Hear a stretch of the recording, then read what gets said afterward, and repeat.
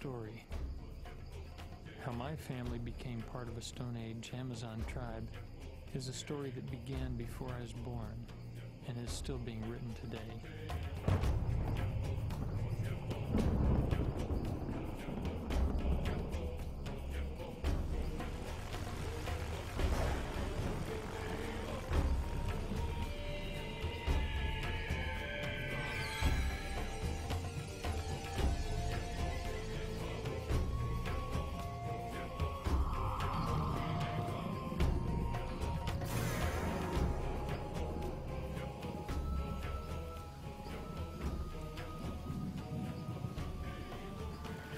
The headwaters of the Amazon River begin in the Andes Mountains and gather in the rainforest far below.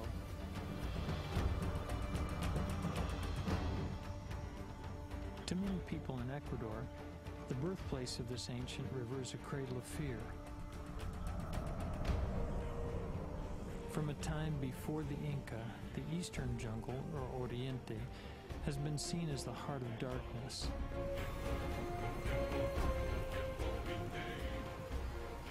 Here is the home of the Waorani. Those who ventured too deep into these forests never returned.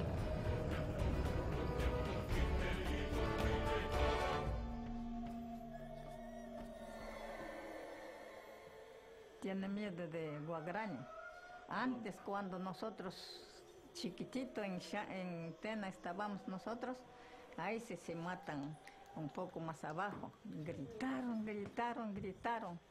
Todos allá, adultos, todos murieron, todos mataron. Unos 2, 3 lanzas cada persona. Todos mataron, después se robaron machete, hacha.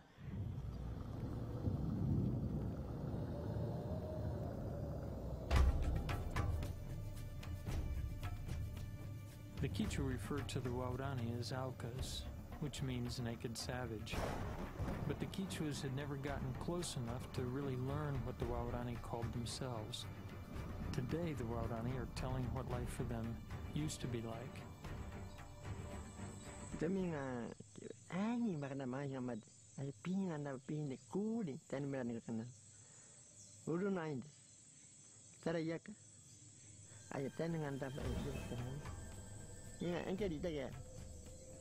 Dari yang ada mana deh mini dah hanya kan ni mana dia ada jalan kena dia ku dia kan benda ni awak dari yang ada kan ku dia temingan ku dia dari yang ku dari kan pian jangan ku dia jangan ngok takkan.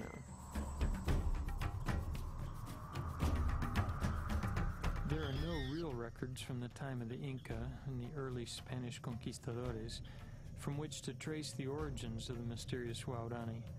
Their native speech is unrelated to the surrounding tribes, and it's unlike any other surviving language.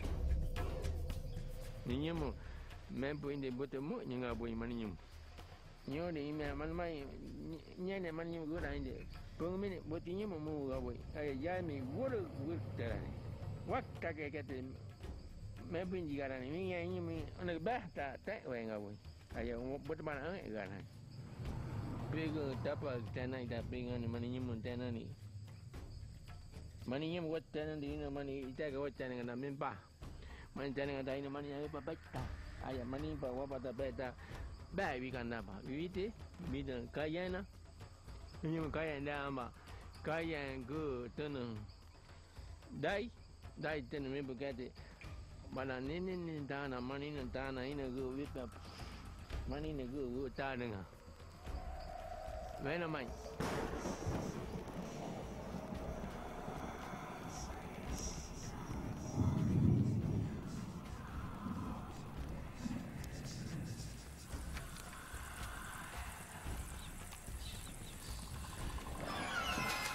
The warring nature of the Waorani reached inside their own groups.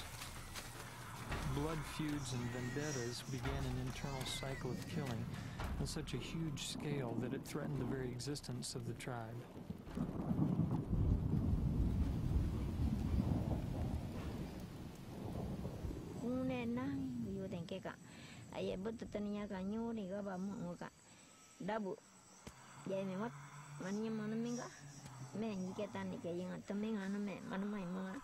Mani anu munga tama yen tama. Ani tama yen te when that me ngabet taniagang urik when ngandam. Mani kang te when one lit and nang go then andaba. Through extensive genealogical research, anthropologist Jim Yost discovered that 6 out of every 10 adult Waorani deaths for the past 5 generations were homicides.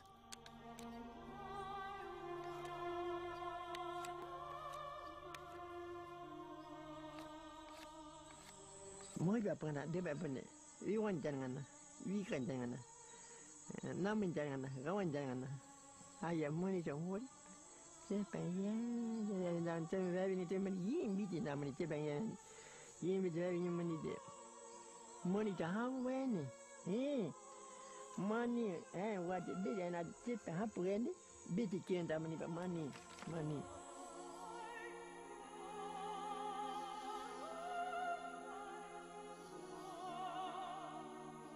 In an environment of killing, unimaginable to the outside world, Waorani children grew up understanding they would spear and live, or be speared and die.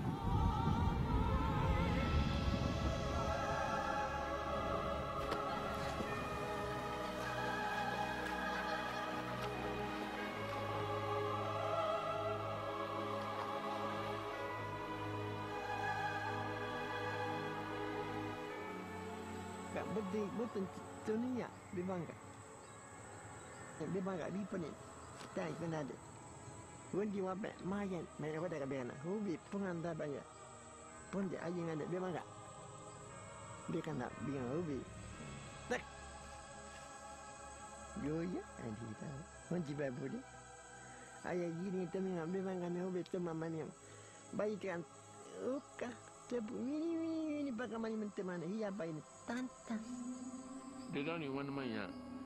Memang arba ini ubi bu aidan ya nani. Bapa nani dia nani. Ini mau ubi bu tak ada mek ini mana. Dia kan mana kan ramai ini mu ubi bu aidan ini mana aidan aidan ubi bu ini mana. Mana bayi ini oke mek. Kaya mau ke batu kan kaya mana. Mana nani ba.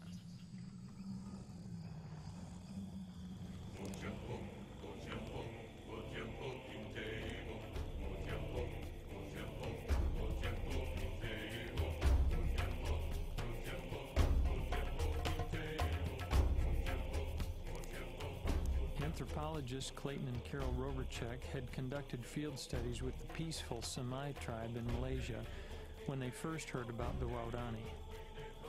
Sitting in our living room one night, and on television came the Nova documentary titled Nomads of the Rainforest.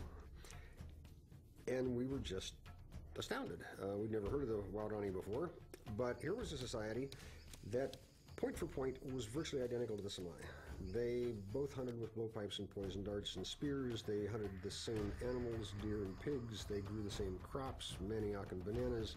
The crucial difference, of course, was that where Semai is perhaps the least violent society on Earth, Waorani are, as near as we've been able to tell, the most violent. Originally, it started out as collecting genealogies. You'd ask someone, what was your father's name or your mother's name?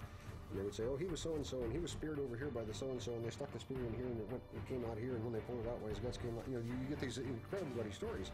It was just an endless litany, because virtually everybody's ancestors were speared to death.